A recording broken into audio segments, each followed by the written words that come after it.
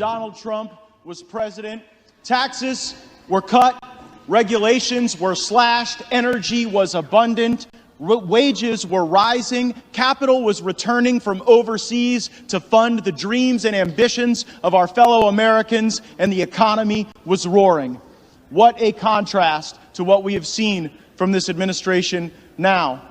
And so I rise to nominate Donald Trump for the position of Speaker of the House.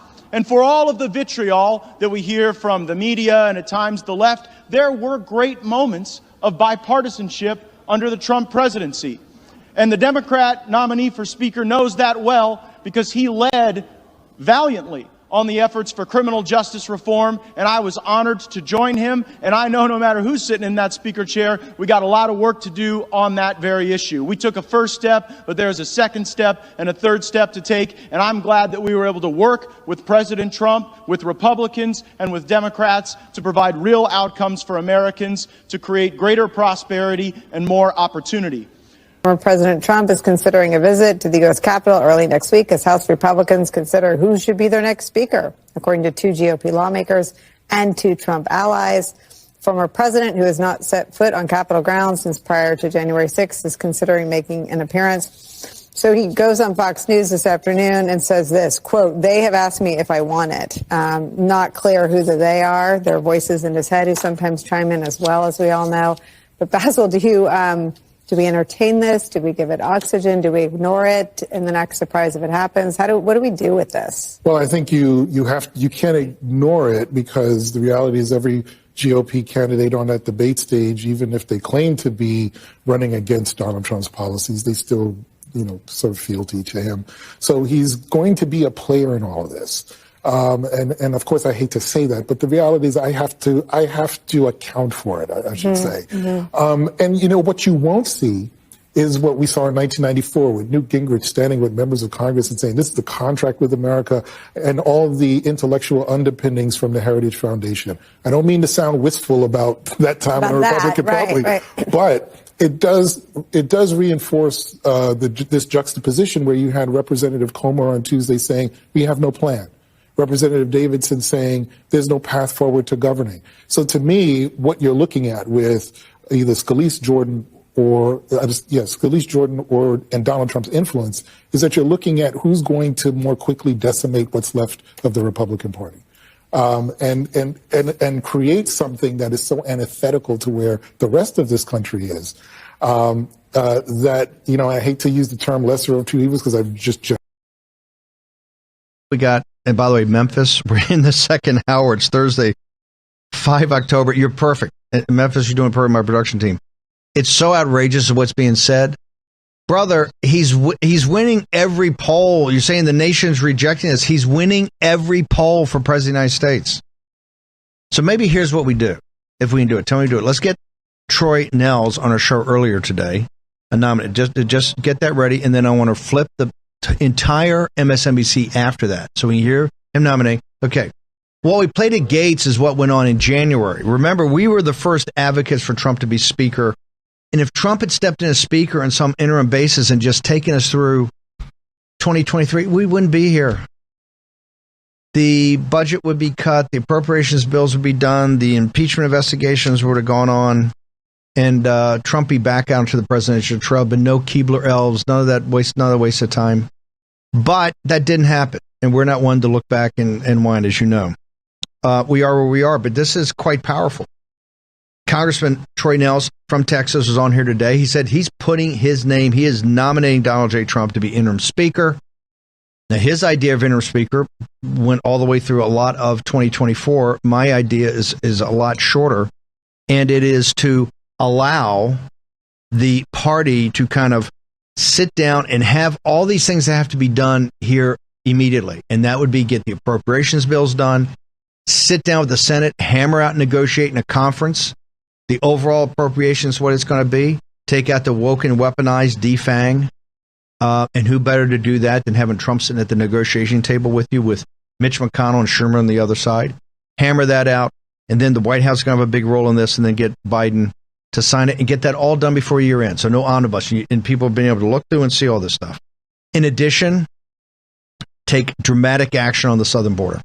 force Biden's hand forward. They're out today, Mac Daddy on Drudge and Mayorkas. They're saying, yeah, we got to build a wall. We're going to build a wall because the Upper West Side and Upper East Side of New York are now overwhelmed with the illegal alien invaders.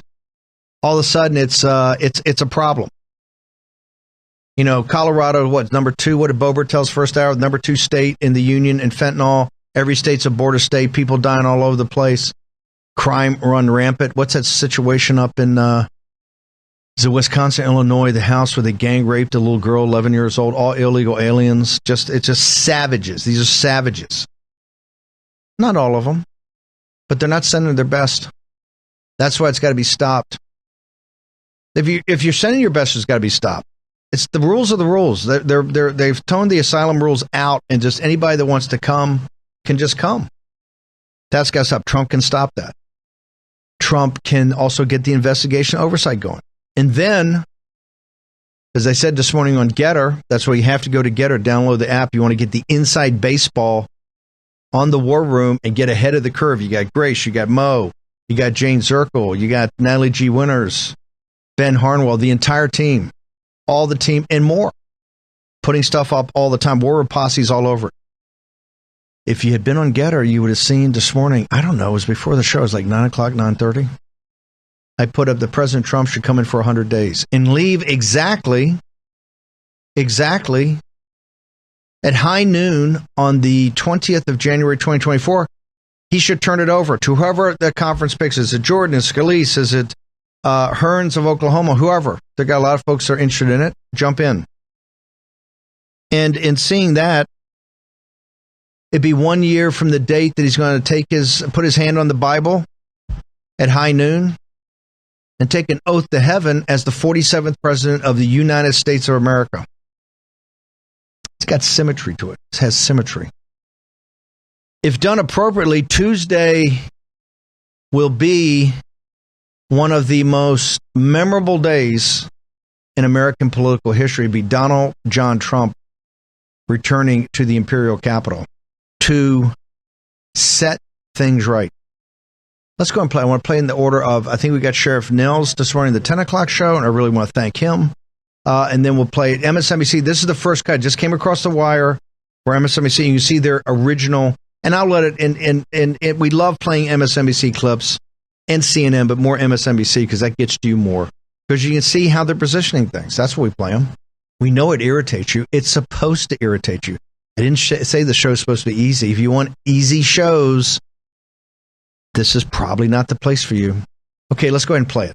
And you look at what we see today now with Biden, we got a crisis on every corner, and we didn't have these issues when Trump was president. I'm thinking he did such a fabulous job. He was the greatest president of my lifetime. If he made America great again, why do we get Donald Trump to make Congress great again? I mean, it seems right now we've got individuals that are vying, that are going to run for Speaker of the House. I don't know if we can find consensus, find that candidate. And I just think Donald Trump would be the perfect interim. He could stay there for 14 months, be the Speaker of the House, continue to run for president, and then after January, he could just move right over into the White House where he belongs. It's done. I am nominating Donald J. Trump for Speaker of the House. Yes. President Trump is considering a visit to the U.S. Capitol early next week as House Republicans consider who should be their next speaker, according to 2 GOP lawmakers and 2 Trump allies. Former president, who has not set foot on Capitol grounds since prior to January 6th, is considering making an appearance. So he goes on Fox News this afternoon and says this, quote, "They have asked me if I want it." Not clear who the they are. There are voices in his head who sometimes chime in as well, as we all know. But Basil, do we entertain this? Do we give it oxygen? Do we ignore it in the next surprise if it happens? What do we do with this? Well, I think you can't ignore it because the reality is every GOP candidate on that debate stage, even if they claim to be running against Donald Trump's policies, they still, sort of fealty to him. So he's going to be a player in all of this. And of course, I hate to say that, but the reality is I have to account for it, I should say. Mm-hmm. And what you won't see is what we saw in 1994 with Newt Gingrich standing with members of Congress and saying, this is the contract with America, and all of the intellectual underpinnings from the Heritage Foundation. I don't mean to sound wistful about that time in the Republican Party, but it does reinforce this juxtaposition where you had Representative Comer on Tuesday saying, we have no plan. Representative Davidson saying there's no path forward to governing. So to me, what you're looking at with either Scalise Jordan and Donald Trump's influence is that you're looking at who's going to more quickly decimate what's left of the Republican Party, and create something that is so antithetical to where the rest of this country is.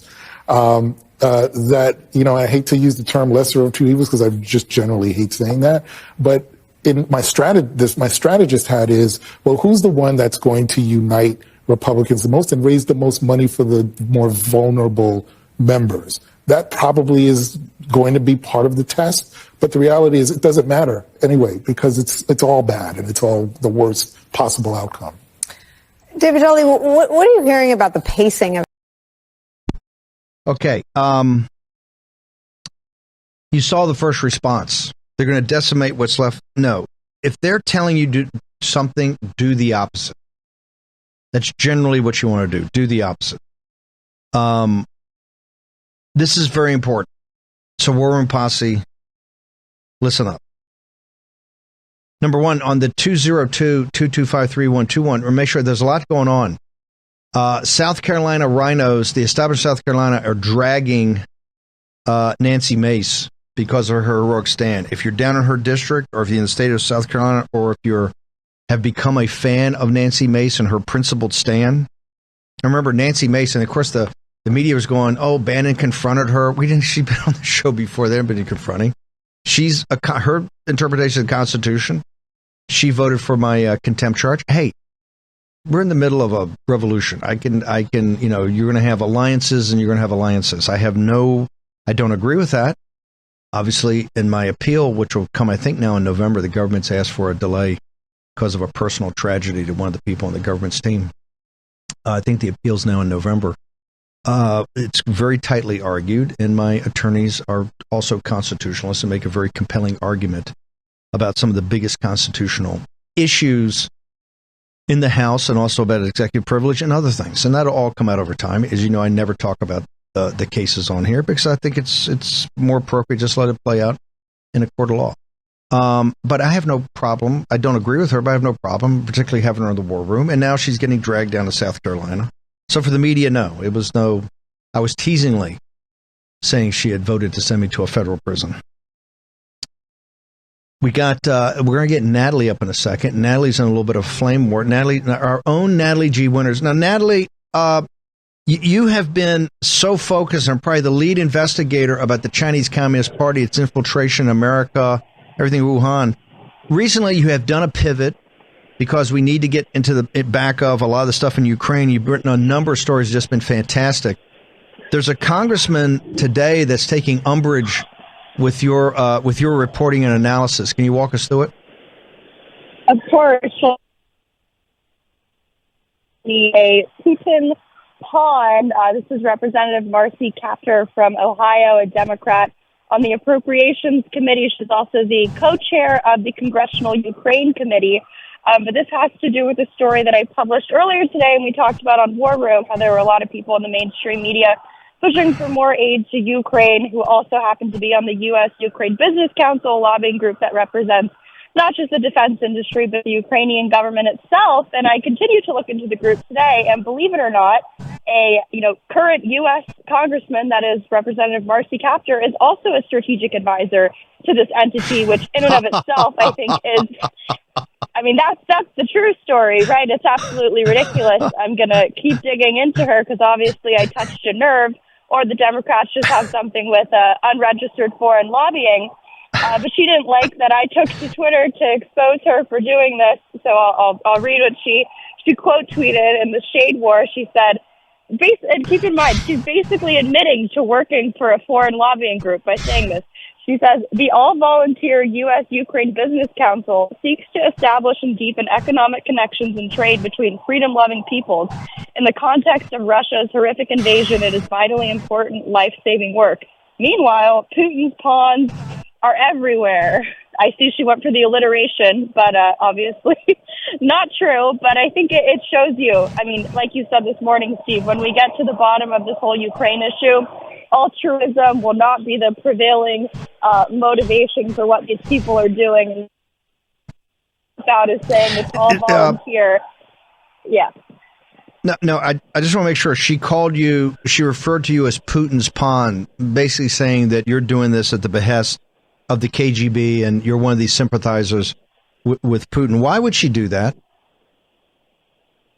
Well, I think we touched a nerve. I think when you really dig down into what the Ukraine conflict is about, I think the stories we've been putting out this week really show that the sort of fog of war that they've created around Ukraine and the aid and the actual reality of the fighting on the ground is intentional, right? For lack of a better metaphor, they're the ones running the fog machines. They're the ones calling for continued foreign aid, or rather opposing audits, opposing the ability to actually understand where our money's going. Because I think, again, with these stories we've been publishing, you can sort of reverse engineer and see that often the interests that, whether it's the lobbyists, the mainstream talking heads, or in this case quite literally Democratic elected officials, who are, like I said, on the Appropriations Committee, the very same members who have written letters to Joe Biden demanding F-16s for Ukraine and have been a leading voice in the House for more Ukraine aid, even amidst the current negotiations over the CR. She did a House speech where she said Ukraine is our priority. Ukraine must win. And I think there's I would say a very sticky, unsettling convergence between the interests, not just that people like her represent, but also the beneficiaries of these foreign aid packages. And like I said, if the best line of defense that they got is that we're Russian disinformation, how'd that work out for you in 2016? I think we won, and we'll win again. Yeah, bring it, baby. Natalie, what's your social media so people can get your work, any updates you've been putting up today? Where do they go?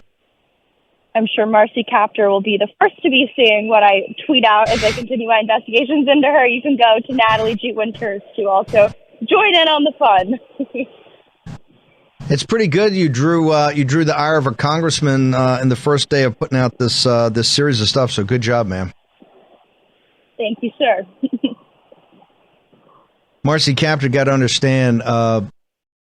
Natalie G. Winters, I think she just turned 21, right? She's been working with us for years. She was an intern over at National Pulse, worked at National Pulse when she was at University of Chicago, worked for us when she was at University of Chicago as an undergraduate, spent most of her time, she's acing all the courses at one of the toughest undergraduate programs in the country. Remember, University of Chicago is really a graduate school.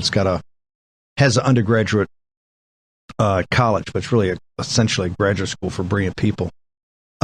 And Natalie's been here. You've seen her work. It's just absolutely incredible. And now she's trained her guns.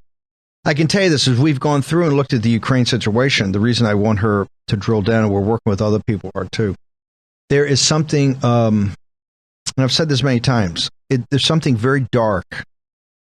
When we get to the bottom of it, and we're not to the bottom of it, when we get to the bottom of it, it's going to be very dark and a very shameful moment in American history of how we got in there, how we did it, what we did, who we did it for, where the money went, all of it, what was going on. And there's so many complex layers and people are pulling it back every day.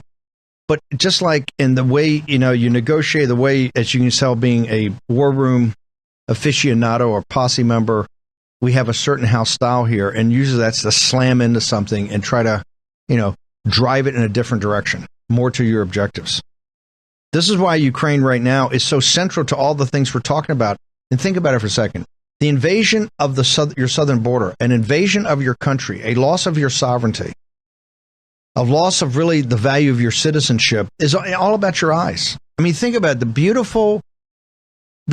As beautiful a state, majestic. Colorado is majestic. When you come off of those plains from Nebraska and you see the Rocky Mountains and you get into the Rockies, or if you come up through If you go to Four Corners and come through that way, or if you come through the southern part, you come through New Mexico, it is such, the Rocky Mountains there, it's so majestic. It's really a breathtaking, the beauty of the state is nothing short of breathtaking. And the folks out there are among the finest in the United States of America. And think about that for a second. Because they made it a sanctuary state, it's the number 2 state in the country for fentanyl. I think fentanyl deaths, as Congressman Boebert told us. That's why every town's a border town, every state's a border state. I said this on We Build the Wall. That was the number one thing.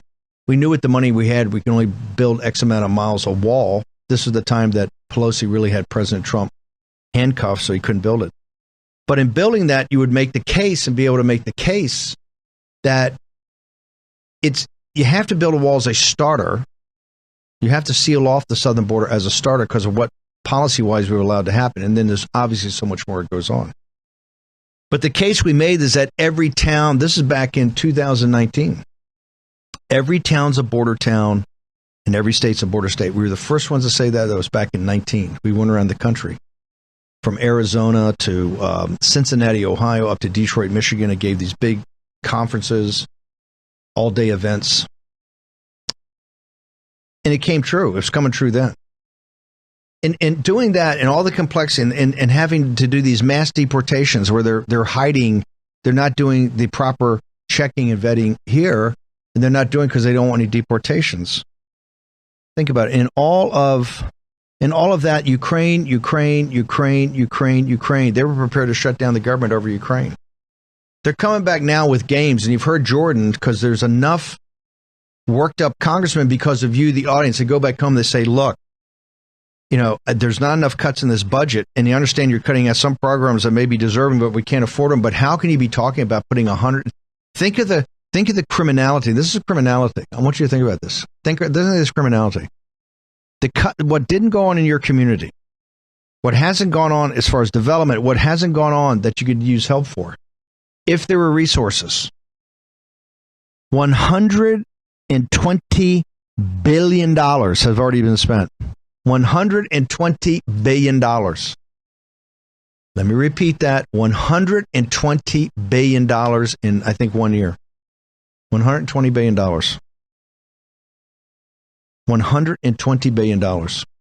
And they want to, this year, another $80 billion.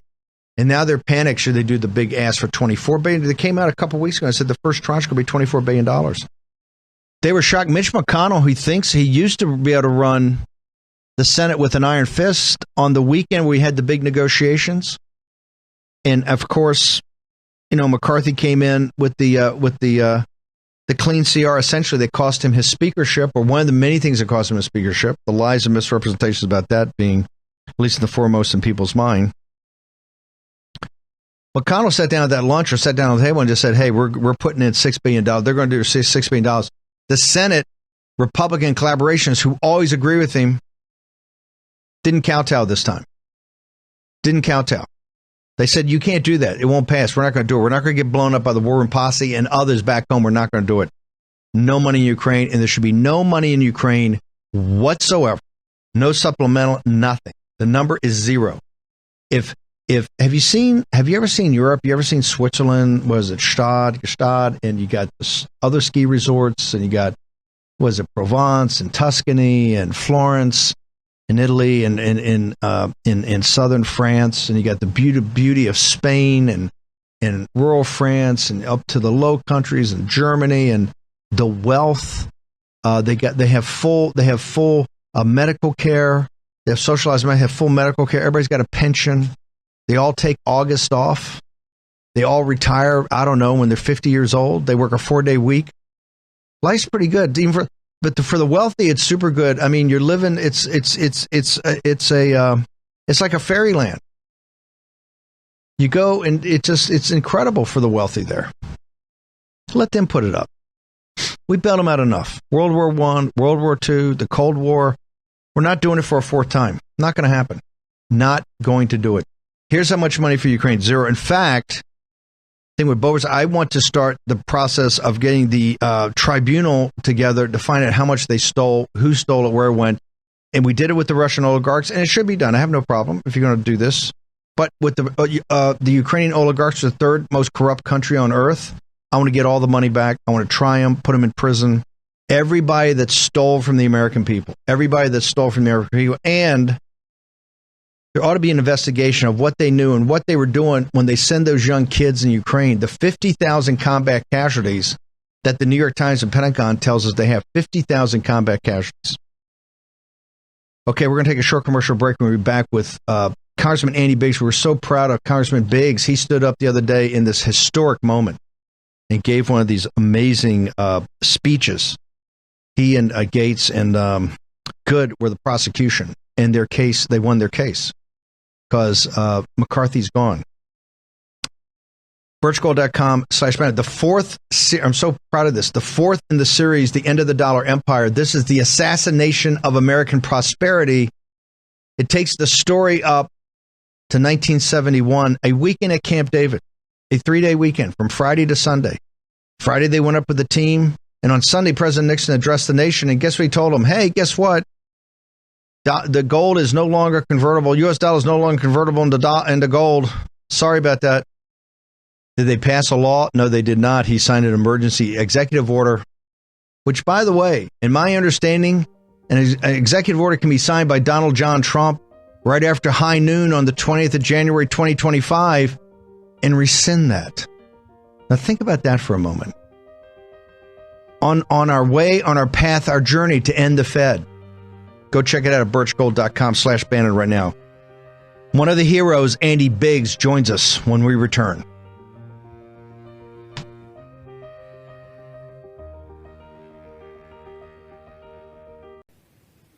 We're talking about additional Ukraine funding. Is that going to maybe that's good in your districts?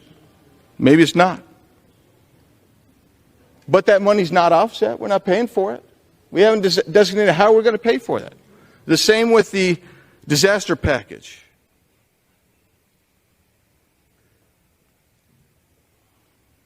The IRS remains 80% increased. And I would tell you, I could go down the list, but I will just tell you why this happens. When you don't do your 12 budget bills, and you rely ultimately on a CR, and I'll get to the calendar in a second, what happens is you cannot leverage this administration to actually enforce the border laws that you need to have enforced. This is a lawless Biden regime. They will not enforce border laws.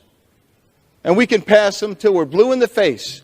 But until you leverage the budget and the spending, you will not see enforcement by this administration. So now take a look at the calendar that we were just provided last week. We're supposed to finish by November 3rd our 12 bills. By November 17th, that's when we're supposed to see that the conference committees have come together, both sides, and we've resolved this. I don't believe that that's going to happen. It wasn't going to happen before. You were betting on the come again. At some point, I'd urge you to stop betting on the come and bet on the reality. That's why I can't support the Speaker any longer. I'll be voting for the motion to vacate. Yield back. Reserve. Gentleman yields back his time. Congressman Biggs, you've been a hero to people on this show and throughout the nation, not just in your own district.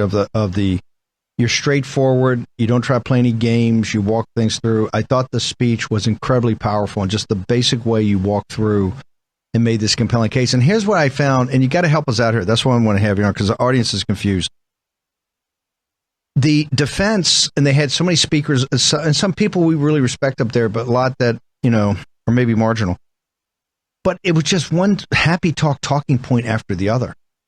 You, Congressman Good, and Matt Gaetz, brought the heat, and you did it in a much more low-key demeanor to lay out facts, but you guys were bringing the heat. They were just going through a series of, it seemed like RNC or Fox News talking points.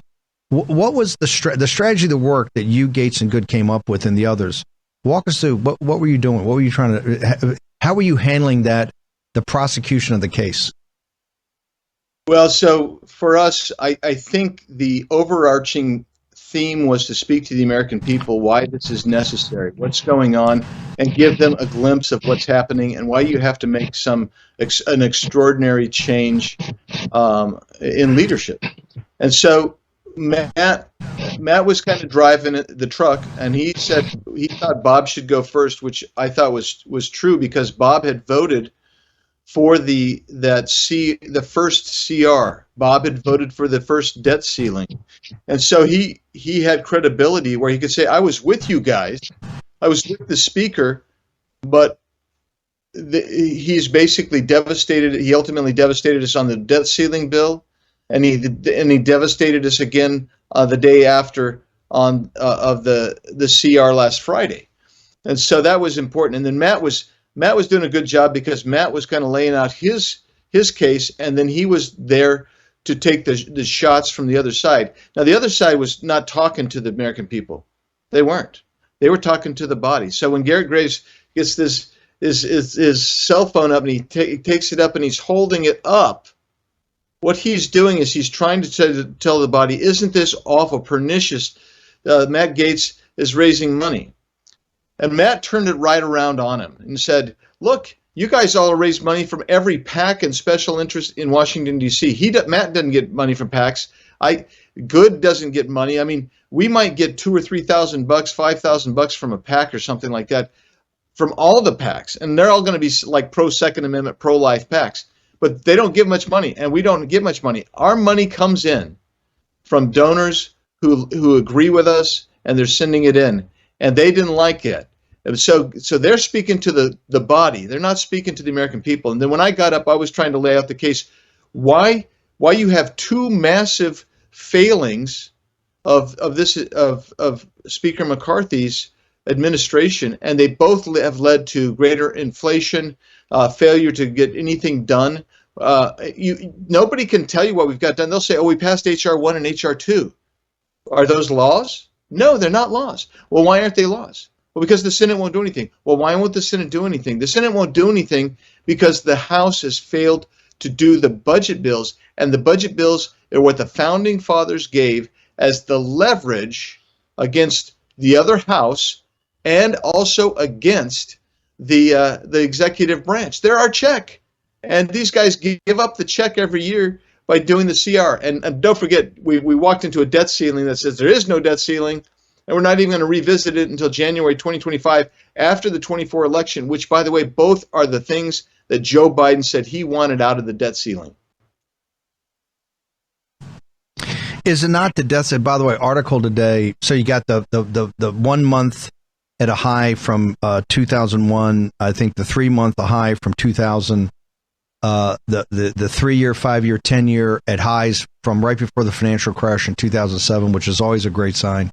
The 30s at a 25 year high. The 30-year mortgage is now, I think, the biggest, the highest has been since 2000. People are getting crushed. Bob Dahl, who's the chief investment officer of a huge hedge fund, was on Fox Business today. And this guy, I've seen him before. He's a very methodical guy. He's not flashy.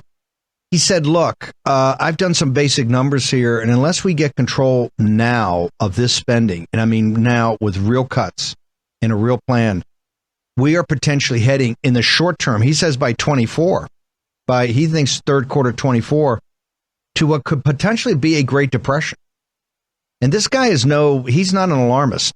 What I think this audience admired most about you in this entire thing, because the Warren Posse stayed up to 3 a.m. and watched the amendments. They wanted to see the process. They wanted to see the amendments process.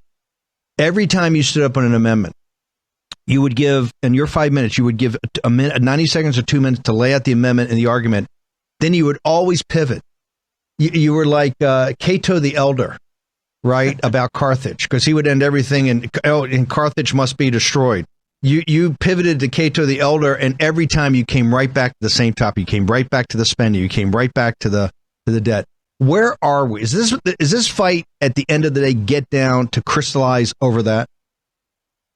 I'm just going to tell you, it should. Okay, Steve, it really should. Will it? I don't know.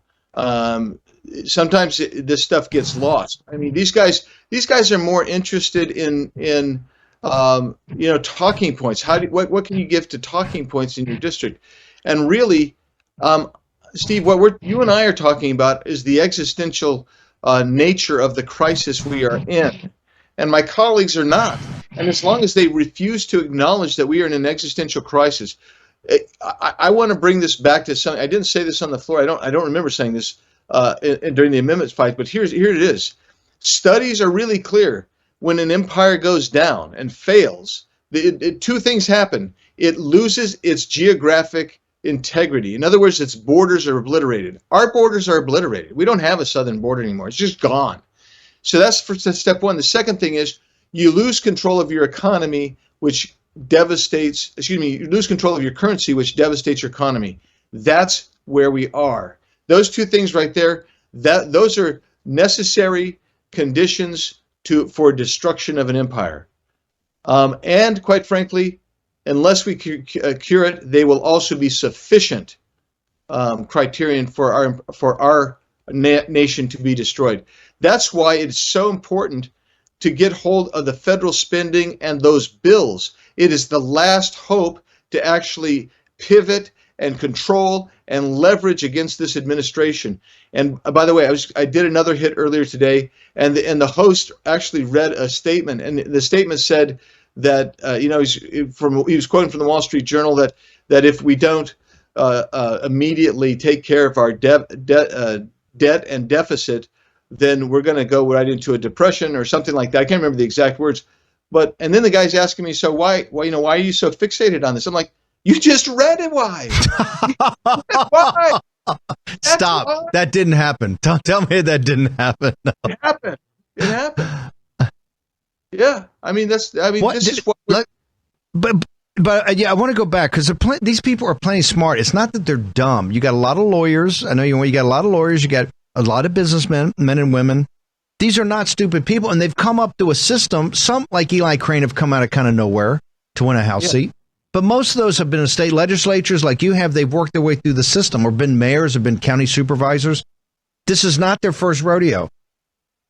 Why is it just the way the system is that does not want them to focus on it because it's too overwhelming? Why will they not just look at what the central problem we have to get around? If we don't solve this problem, the country's over. Now, there's so many other things that are important, but this is absolutely existential.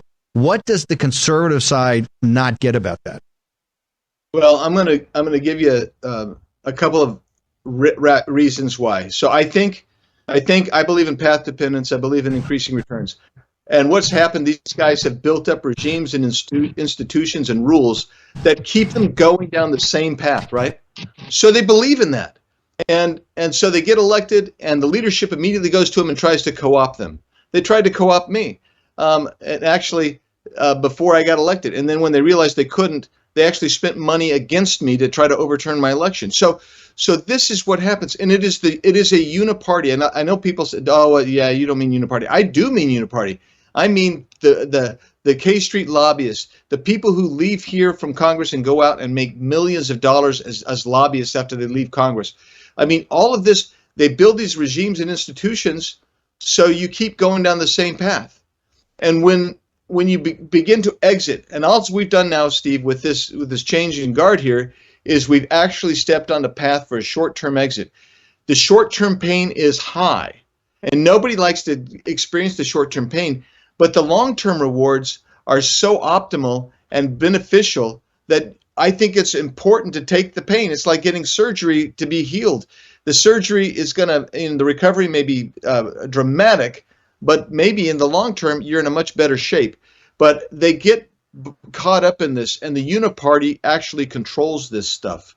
The media reinforces it. The donor class that gives to leadership. They give to leadership. Why do they give to leadership instead of giving to me? They give to leadership because they think it's rent seeking. They're trying to get the rents. They're trying to pay the rents and get what they want. And so it's so easy to fall into that trap and so difficult to stand out there. Look what happens to us. I mean, we get we're called every name in the book, which is the big deal. I don't care about that really. And I also don't care that the PACs have they don't give to me. I mean, no, they don't give to me. They don't give to Gates. They don't give to Good. That's fine. But what they're trying to do is they will try to ruin your character. They'll try to ruin your life. Look what they've done to Matt Gaetz. They've tried to ruin his life. Look what they're doing to Donald Trump. They'll try to ruin his life. They've come out and said things about me that are just blatantly false and untrue. I am now stigmatized I will be stigmatized in the history books forever as being an insurrectionist, blah, blah, blah. But the point is, they want power and control. When I say they, I mean the uniparty elite. It doesn't matter which party you're in, it's the elite, and they are willing to give up this country for it. And my colleagues, because of the most ephemeral things like, oh, I want to be on this committee, or I want to be a chairman or a subcommittee chairman, they will give it up. And that's the regimes and rules and institutions I'm talking about. They get caught up in that instead of saying, wait a second, we have an existential crisis that must be addressed. And they refuse to address it, Steve. They refuse to address it, which I only guess means that they don't fully understand it. A lot of them give it lip service, by the way. They give lip service to it. But when it comes time to stand up and say, no mas, I will not be participating in this one more time. We will stop it. There will not be another continuing resolution. If there has to be a 1-day shutdown or a 100-day shutdown so we can actually bring the spending under control, they will not do it. They will not do it. As you sit here today, not just the leadership race, but everything around that, knowing the clock is ticking for the CR, and you laid out the case. You said, guys, we have to finish our work on the 13th. On the 3rd, the whole thing's going to be done, the 17th? That's 2 weeks. I think the coming together and hammering out that joint deal may take a day or two longer. So where are we? You got a couple of minutes here. Where are we in picking a speaker in the middle of, you should be working this weekend. They're not, because the establishment wanted you guys out of town so they can work some evil plots out. So where are we in all this? Well, actually, you've got a number of candidates, Steve, and I think there will be clarity about who is a viable candidate by Tuesday morning. And then by Tuesday evening, I hope it doesn't. I don't care if it takes till 2 a.m.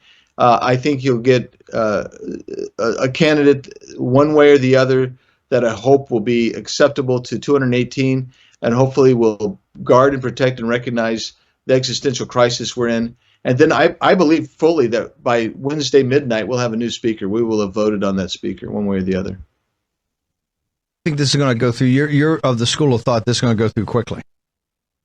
Yeah, I know a lot of people say, we'll never get there.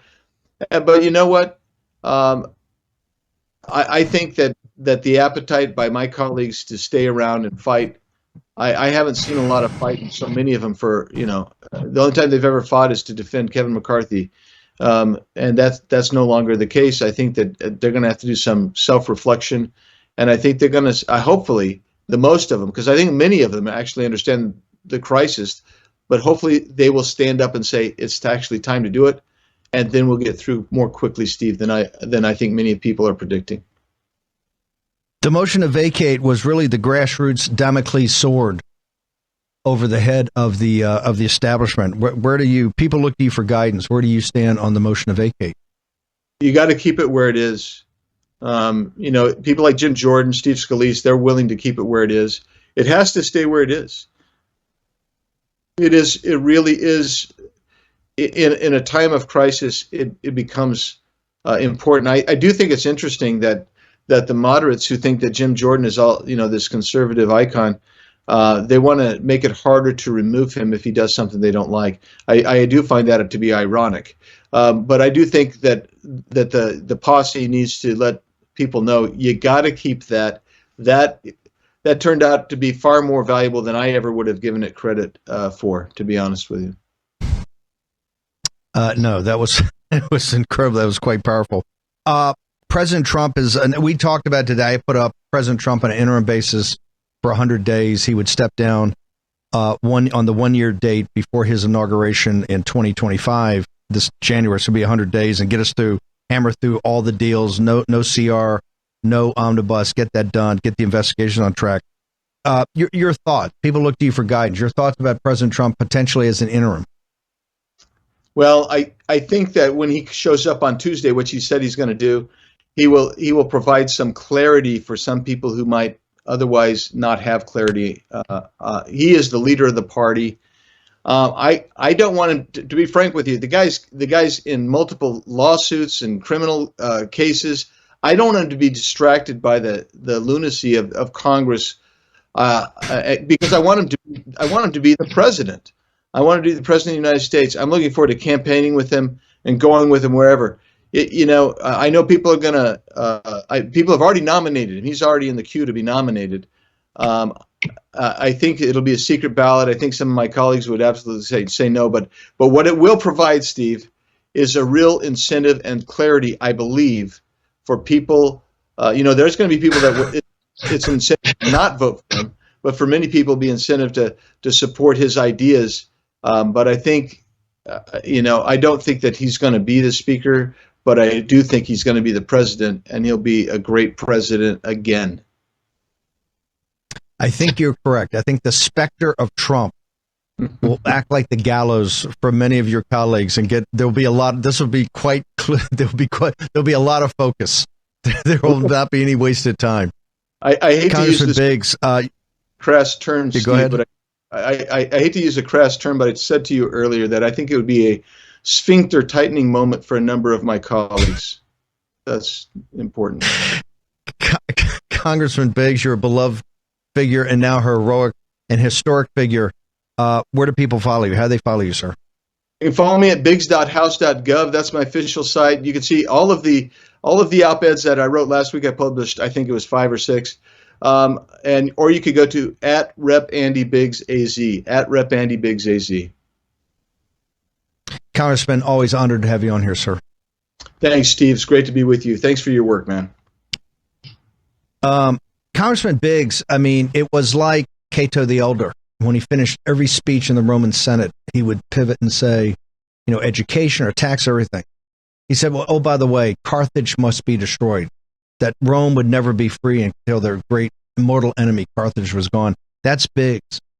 That unless we take care of this debt, unless we take care of the deficit, the annual adding to the debt, we're going to destroy the country. It's got to be addressed. birchgold.com/Bannon. Go check it out right now. Find out from the Birch Gold guys why gold has been a hedge against calamity for, let me think about it for a second. Oh, yeah, 5,000 years. Go check it out. We're going to be back at 10 o'clock tomorrow morning. I commit to you that the show will be on fire. We'll see you back here then in the Word.